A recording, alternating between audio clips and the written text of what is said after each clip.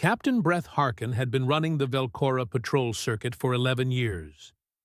11 years of the same 18-hour loop, up from the planet, out to the inner asteroid belt, swing around to check the mining platforms, back to the freight depots, confirm the station's status, down to the planet's upper atmosphere for a weather data sweep. Back up. Every 18 hours. 459 times he had done it. He knew the circuit the way he knew his own breathing. He was on circuit 460 when his sensor officer, a young Korath named Selva, barely 4 years out of the academy, all sharp attention and inexperience, broke the standard watch silence with a voice that was almost, but not quite, professional. "Captain, long-range sensors are showing.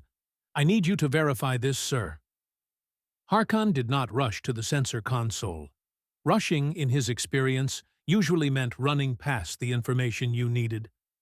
He walked to Selva's station, placed one heavy hand on the backrest of her chair, and looked at her display.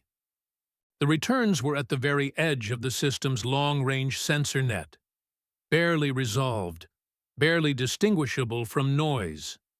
But they were there, and they were large, and there were very, very many of them.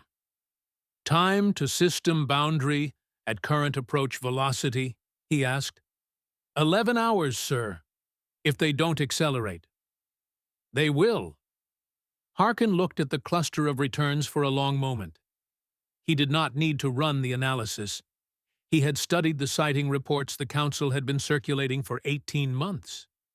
He knew what geometric forms on long-range sensors meant.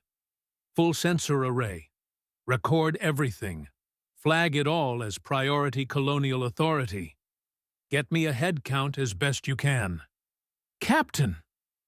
Selva's voice was doing the thing that young officers' voices did when they were computing options and running out of acceptable ones.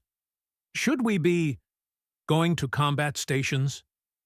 Harkin turned and walked back to his command chair. He settled into it like a stone settling into riverbed. "No," he said. "We are going to our departure stations. The moment we have enough data to make this recording useful, we are leaving this system.